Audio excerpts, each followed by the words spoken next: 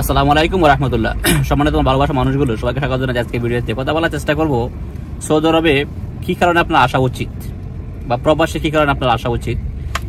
আমরা সবাই জানি যে সারা বিশ্বের মধ্যে সব মানুষেরই একটা আগ্রহ থাকে যে প্রবাস জীবন আসলে খুব সুখের জীবন, আবার খুব সুখের জীবন এমন না। তবে বাস্তবতা হচ্ছে প্রবাসে আসার ক্ষেত্রে আপনার কয়েকটা জিনিস আপনি বুঝতে পারবেন।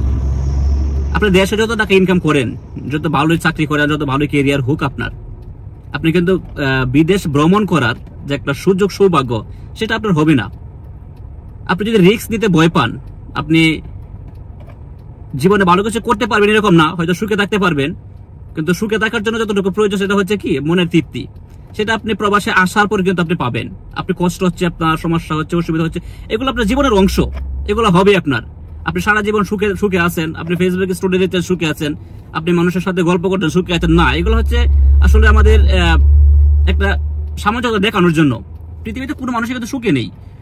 তো আপনি যদি প্রবাসে আসতে চান আসুন, আমার মনে হয় ভালো হবে। এই কারণেই প্রবাসে আসার ক্ষেত্রে আপনি সারা বিশ্ব দেখতে পারবেন, আপনার জীবন উপভোগ করতে পারবেন। পাশাপাশি মানুষের জীবনযাত্রা, মানুষের জীবনযাপনটা কি, মানুষের কষ্ট কতটুকু হয়, মানুষ কতটুকু সুখে থাকতে পারে, কিভাবে মানুষ জীবনযাপন করে সেটা আপনি উপলব্ধি করতে পারবেন। তো প্রবাসে আসার ক্ষেত্রে অবশ্যই আমার পজিটিভ চিন্তা হচ্ছে আসুন।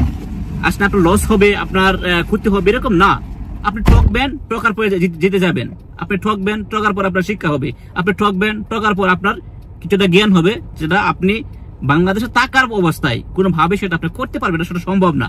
সুতরাং প্রবাসে যদি কেউ আসতে চায়, আমি বলবো সমস্যা, অসুবিধা, কষ্ট এগুলো হবে, তারপরে প্রবাসে আসা উচিত। প্রবাস জীবনটা আসলে স্বপ্নের জীবন, প্রবাস জীবনটা দুঃস্বপ্নের জীবন।